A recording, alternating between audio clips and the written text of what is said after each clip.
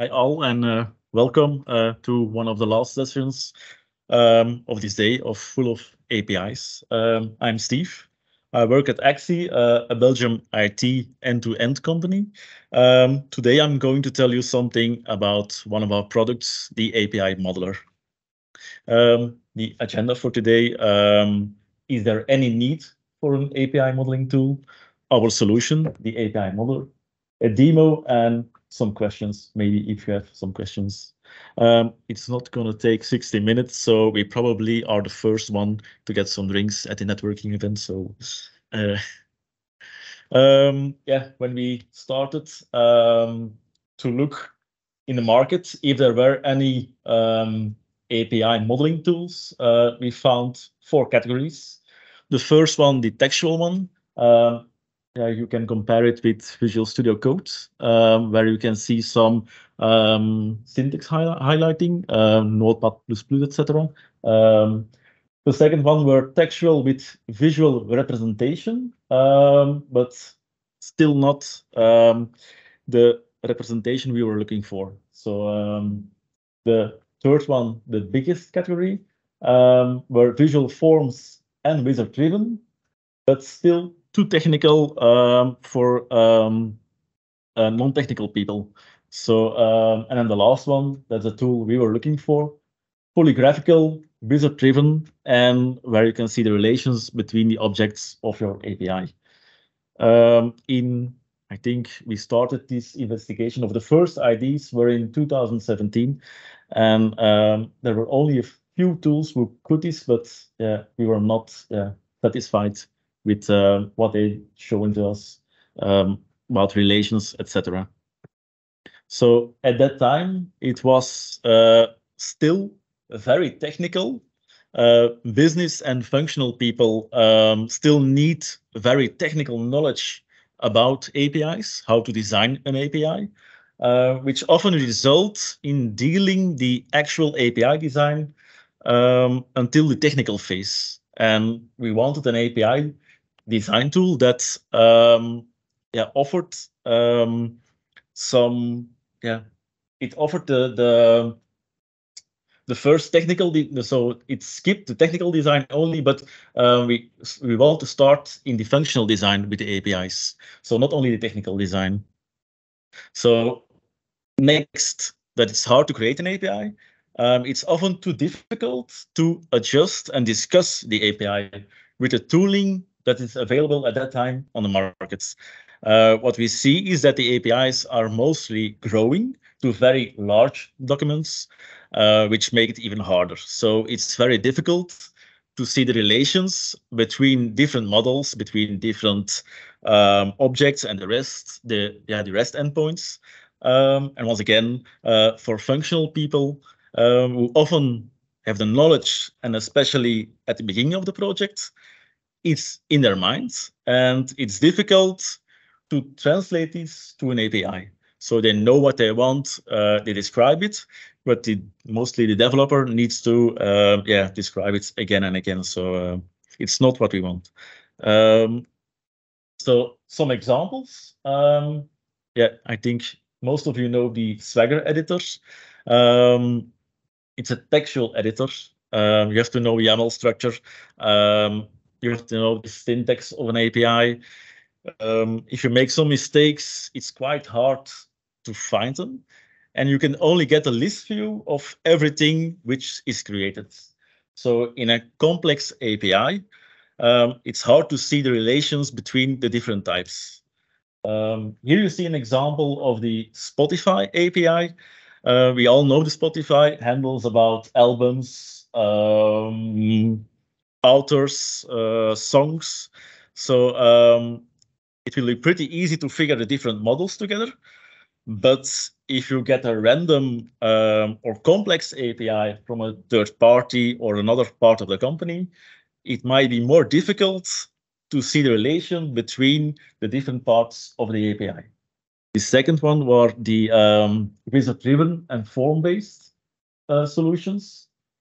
Functional people won't be able to use this, and the overview is still very hard. So you don't see relations. If you want to see how our album artists and tracks, for example, are linked together, it's really hard to find. So still not something we want. The last one, yeah, was the biggest category, and here it is really hard to find it's really hard for technical people, non-technical people, to get started with designing of the APIs. So it's still very technical, these tools. So we have seen that it's very difficult to create an API, to discuss an API with different parties, as well that the tooling, it's very hard to make adjustments, make evolutions to the API. It's also really hard to rename, to modify, to move, to remove certain parts, models of the API. And if the application helped you with it, in some cases, the API became inconsistent, so it was broken. So, for example, even here, we renamed the Spotify object to Spotify. And you see that the application shows us that there is some inconsistency in the API, but it doesn't fix it. You have to manually fix the name Spotify object because there are some references in the API documents. The same for if we delete something. If we delete the model, again, token track does not exist, but you have to manually fix these issues so the application does not automatically change the name or remove the related objects. So our conclusion was the current tooling isn't efficient enough to help us to create and develop an API in our way. So we decided to create our own API modeling tool, our API modeler. Of course, it had to be graphical, very easy to use. We wanted to be used in discussions, so we could discuss with our design or design of partners. It had to be usable for functional people. API first, so shift left. So because it has to be usable by functional people, it's a higher level. But as well, we wanted also the possibility that very technical people could change the underlying API, the details of the API. So both functional people and technical people have to be able to work with it. It had to be wizard-driven. It had to be easy, self-explaining, how to create types of model and endpoints. It had to be very easy to restructure, reorganize existing APIs. And of course, very important while doing this, your API has to be consistent all the time. The last thing we added some full undo and redo implementation. So if something didn't turn up the way you wanted, you could easily undo it. So now I'm going to divide the presentation in some parts. First, I'll show you the graphical representation and how to discuss an existing API. So here we represent the same Spotify API I showed you in the Swagger editor. So you have a visual representation of the API. You see the relations between the different objects. You also see the relations between the different models. You can also see the endpoints described. You also see the references. So you have a full overview of that API. Also usable for non-technical people, so functional people can start designing your API with this tool. So we want it to be very easy to create and link different models together. So I'm going to show you with some screenshots. So here is a blank document where I can easily pop up a wizard to start our first object album. To start a new model, you can also add some templation system in the application. So here we have described that every new object you create has to be an ID, the Spotify ID. but you can do a lot of things with the templations. So, but I'm not going to deeper into this today. You can more items which can be applied in templates, but yeah. So we can easily add fields to our model. We can specify all properties about fields, for example, the name of an album, the available markets, which in this case is an array of strings, for example. You can easily add additional properties, will be depending on the type you have chosen. In this case, it's a string, so you can choose the max length, minimum length, and other properties that you can define in an API. Then you get an overview of that model that's going to be created. So the ID, the name, available markets, and there it is. The first object, an album with ID, name, and available markets. Artists created track also. And then it's easy to link different models. So you can just drag from the left corner to another object, and there will be an array of artists created in album. So we now see that both objects are linked. Then we also do this with the tracks, but you can also add singleton, lists, and so on. So if we now add a fourth object, the Spotify object, which is a general object of the model, you can easily let other models inherit from this general model. So if you just press the right corner of the object and drag it to the Spotify object, you see that it now inherits the Spotify object. So now I'm coming to the endpoints. So we cannot easily create the objects, but also the creation of the endpoints on the relations or the models we have created are easy to create. We can let the application fully automatically create the endpoints. We can use suggestions, or we can manually create and fine-tune every last detail of the endpoint. So in this case, we invoke the wizard. It will detect the relations between the different models and give you a list of endpoints which you might want to create. You just check the endpoints you want and apply them, and you get the endpoints created automatically. So people without any technical knowledge, without any REST knowledge, can create an API. So after creating, you can see every detail of the REST endpoint, such as name, arguments, the response. The path is automatically created. You can all these things adjust. For example, paging, you can add paging if you click the button. You can, the path, other responses, add some other responses.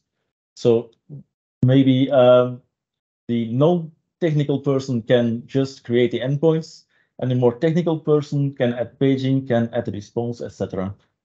Something about consistency, delete, remove, or rename. Whenever you make a modification to an existing API, for example, here we want to delete the track model, you will be warned about usages of this model. So in this case, it's reference to album, and we can decide to delete or not to delete, or we can change the album tracks and make it string or something else, or we can just resolve the dependencies and delete the type. That's something else than the other tools. The other tools just delete it and your API became inconsistent. So this tool will check all related stuff to the thing that you want to delete. Alternatively, you can also choose to make it another object, string, or etc. So the last feature I will show is we found a solution when an API grows. So for example, this API, when you look at this, it's maybe too big, too much objects on the screen. So you can restructure it. So if you select some objects that are, in this case, user related, so user invoice and payment. You can, with a wizard, there it is, move types to another module. You check the models you want to merge, or you move to another module, select the target module or create a new module, and then they will be transferred. And you see at the screen that a number of models are moved to different documents, but those which are directly related or referenced by the models in this API document are still visible. So it's still very easy to see the coherence of the API. We can also move the general models to another document. And this way you see an API which is more focused on the playlist and artist, and we are less concerned about the other items. So general and user, you see only the related items on screen. And then here you see an overview of that new document that is created, the user document. So you see that the models which were at the beginning of the demo in the Spotify document are now moved here, but we still see the references, etc. So the API is still coherent. So maybe some of you saw this presentation or a part of the presentation, I think 8 months ago by Michiel. Yeah, since then, there is changed a lot.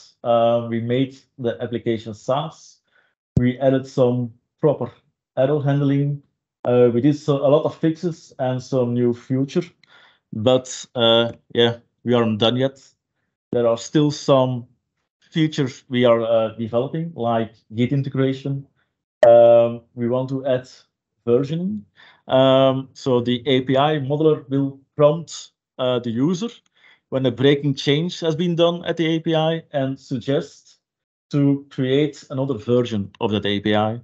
Another cool feature that we are working on is that you can see some differences between API versions.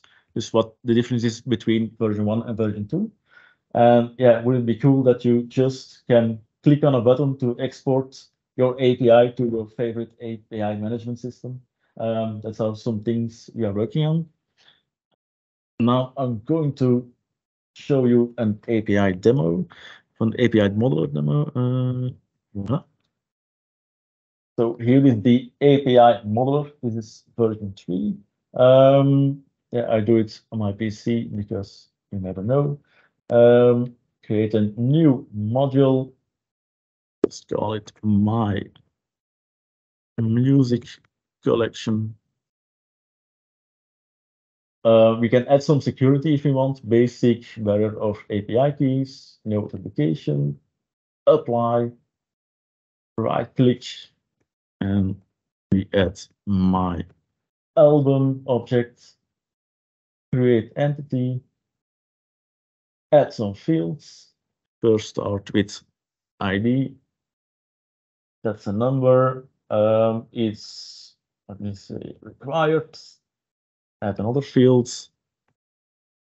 Name of the album. It's a string. Another one.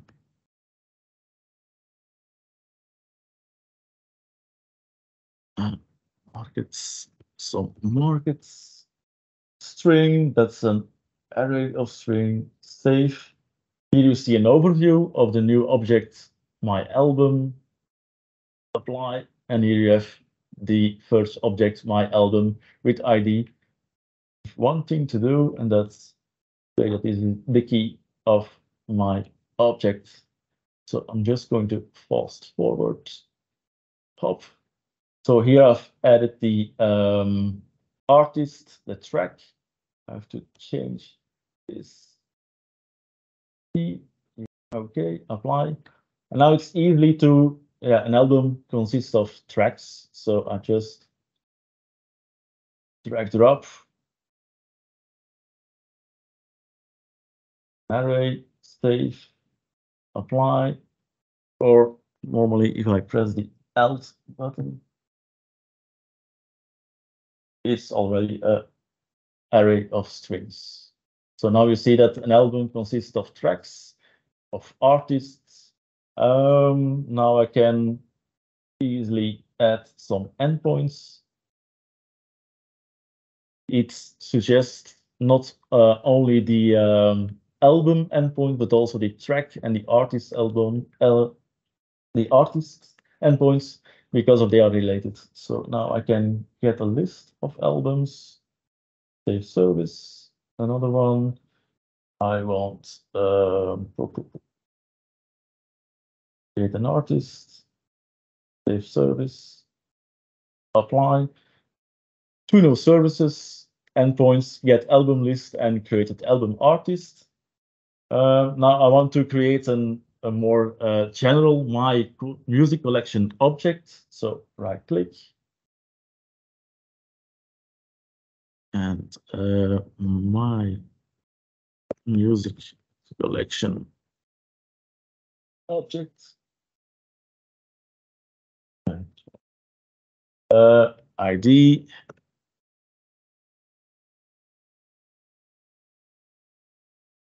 Maybe some URL. String. Save. Apply. And I want to that the track inherits my music collection object. So just drag and drop. And now the track inherits the my music collection object. I can show you more I will add some more objects like people, person, create entity, new fields, ID, save and create another field, the name of the person, save and apply. The person has an address. So create entity, new fields, again, ID, street name, house number, and apply. So a person has an address and an artist has some followers. Okay. Save, apply, and now I want those two to another API document because document is getting too large. Then go to the wizard, move types to another module, select address and person, a new module, person, move selected types. Now you see that both are moved away, but only the linked one, the person, is visible in this API document. And here you can see that both our person and address is moved to another document, person. So I think I showed you all about the API modeler. I have also a little question for you. Could you please fill in this form? It's just 5 questions about who uses API modeling, who is designing APIs. Yeah, that's about it. It's just 5 questions. So, and if you have any questions, just shoot. You can register at apimodel.be. You can find it at the Axie booth or maybe 8 other colleagues that's around here from Axie. So if you have questions, shoot. Filtering, right? And so if you have an endpoint that has filter, they're filtering, can you define filters from within the model? Or I think not at this time, Peter. Is it technical?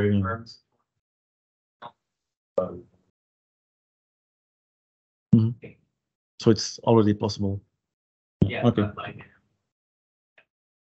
Start up with the paging, yeah, the limits and also Now we visually created entities and endpoints. What can we do next? Let's export to YAML files. It's a YAML file. Yeah, it's Your just writing. Yeah. So you in this case you have the file on the system. Mhm. If you use the cloud version, you can download the file, and then you can do whatever you would do normally with if you write the Is it using OpenAPI 3 or 3? security definitions are per endpoint or per? It's per module, I don't know, so per file you have to do. Okay. But what we are expanding that you can do that. Yeah, because especially for what people in different.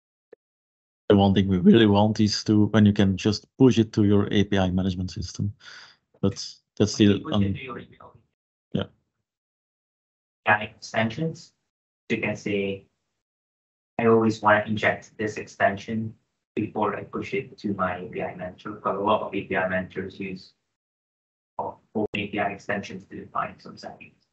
I guess you should define that in the connector you're using. Okay. So it's not part of this, but it will be part if we're actually pushing it into the management system. Okay, so you're planning on having like the concept of a connector with Yeah. What would you to me is to the thing about separate models. What I dream about is that I can have a set of what I call message building blocks or API building blocks. So I have a number of data types, simple or complex, which I can start building and which I'm stimulated to reuse in APIs. So for instance, an address is used everywhere. I always use the same data. Is that what you mean by putting certain types of your API in a separate model? So I import it in my so I don't fully grasp what you say about putting them in separate models for argument. Are they separate for open API files? Yeah, usually you're gonna have stuff that comes back in every API you define. So you make just one file or YAML file, you define the schemas or the entities, and you use that in every other file. You can just search them and it will add them to that file as well visually, but not in the actual YAML file. It's just referring to the one you have. But can I search them for during my modeling exercise? I can say, okay, I You can search them. already existing. Yeah, usually you'll have, when you have to choose an entity, you can drop down and it should be in there as well. That's what I like. Yeah. Use the reference model as maybe like a side note, but before you were gonna put it to another system, the references are gonna break, obviously. Yeah, you have to deliver all the files. Yeah, and they're gonna be like a different option, right? Because they're relevant. Yeah. So maybe you're gonna before you put them in a connector, you're gonna merge them all together into one. That is needed to push them. Yeah, I think that's the one. Feature that I like in all of tools that is pushing to open API gateways. But it's the security part is the scopes. Because why there's a lot in open API specs is this scope is required in this resource or code. People are stimulated to think about it. First, authorization is it actually required, right? Is admin price or not? Action, or is it a vehicle? Very often you can use it and you can already make a proposal and delete them. Or not, you need right. Then you have also sections where you can describe the API as well. So there's stuff developers will need to know. You can add that there as well. Documents. It's function. Yeah. Just a suggestion. You can define headers as well. Header requirements for certain files. Certain files will have the requirements to have certain headers. Well, currently we only have security you can find, so you cannot say these endpoints will have those headers. If that is a feature as well, you can avoid that. It's quite common. Yeah. Eventually, we will support everything OpenAPI spec says. So if it's in there, it should be possible. Actually. Yeah, we have still a list of nice to have and need to have, and the list is not really finished. Oh. The feature was connecting with Git. What is the feature about? So just putting the files in Git repository. Yeah, something. But yeah, it's a SaaS model. You know. Exactly. To be fair, I think that would be more valuable than pushing to the API manager. I think people will always go through their pipelines. So there is more than just pushing involved, right? There is a whole bunch of checks and balances which are usually already implemented pipelines, and if the source is in Git, it's fine. Other questions? Then thank you.